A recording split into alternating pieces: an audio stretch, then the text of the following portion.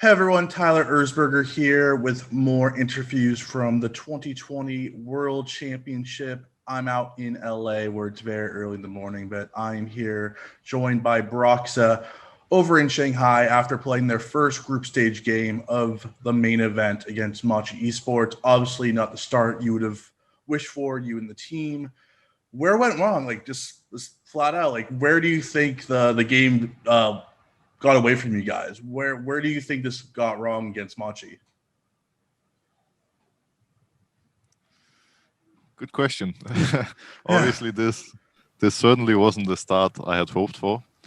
On paper, Machi would be the team we have to be able to beat Mm. in this group because Suning and G2 are just expected to be stronger. So starting off with this loss isn't good for us by any means. And overall, I feel like the game in its entirety it was hard to play. It was hard to find any openings. I think part of that was the fact that we died mid and top really early when we shouldn't have. We gave them 3 kills, and their solo lanes had a chance to snowball.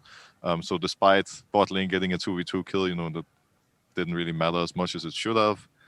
And could possibly be something about draft too. I'm not entirely sure, but we had a hard time making plays. We had a hard time finding our footing and really getting control. And we were always responding to their play.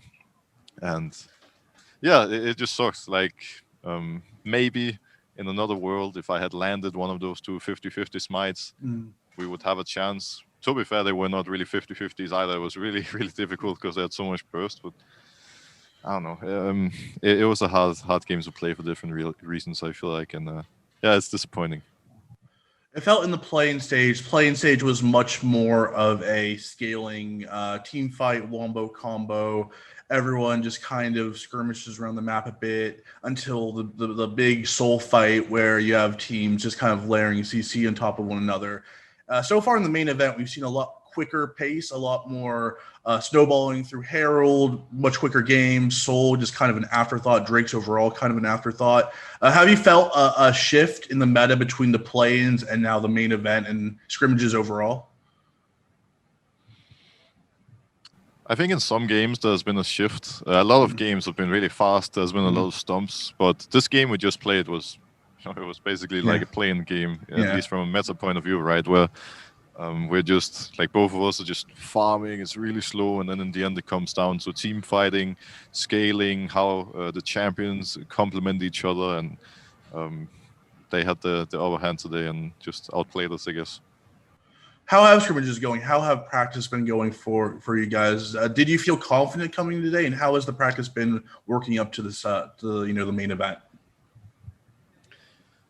I think our practice ever since we came to Shanghai has been pretty good, better than it was in North America. I feel like we've learned a lot as a team, and we managed to show that in the playing stage. And now, obviously, we have to keep evolving, keep growing, keep getting better, and keep adapting.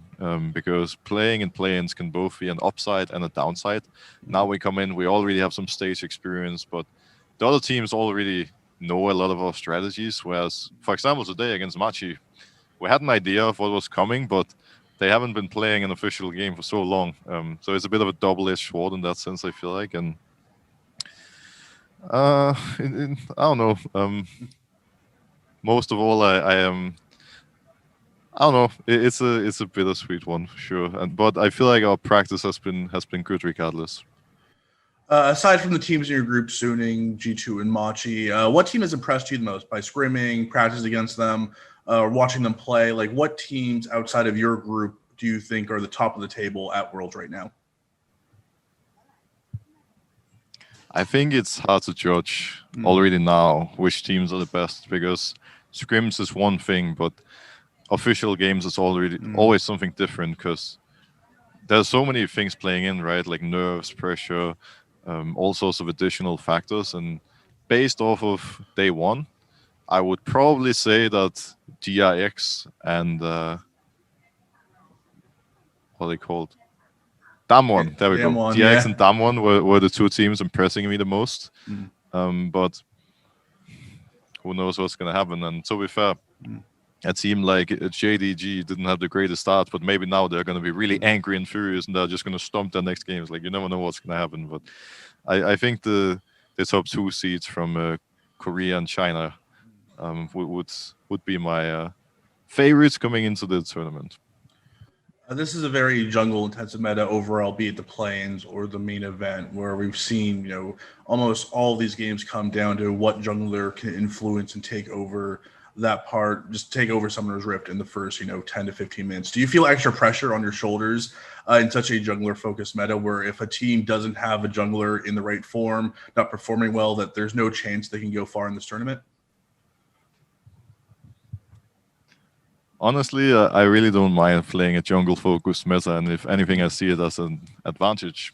I'm very confident in my own abilities, despite what people have said about me throughout the summer split, and I know for a fact that I can keep up with any jungler that we're going to face. I've shown that before, and I'm just looking forward to hopefully prove that again. Final question. You have Suning tomorrow. Obviously, there's going to be a lot of criticism about your game versus Machi. What do you want to say to all the fans out there and, the doubters who are going to obviously be zeroing in on this loss as, a titanic defeat of North America? What do you want to say to everyone out there as you head into your game versus Suning tomorrow?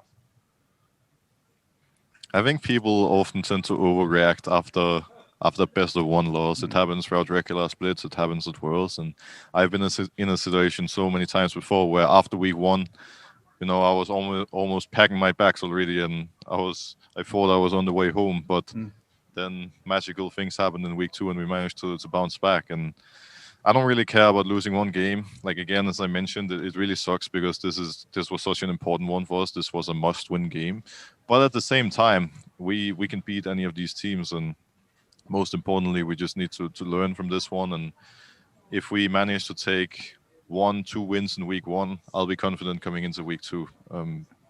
As long as we don't have to do a miracle run starting 0-3, I'll be feeling all right. So yeah, it sucks, it sucks that we're trying to carry the North American pride on our shoulders, and we let the fans down, but 1 loss so far, doesn't mean much as long as we step it up the next 2 days. Thank you, Broxah, for giving me your time. And if you want more interviews like this and highlights, click that subscribe button at ESPN Esports YouTube channel.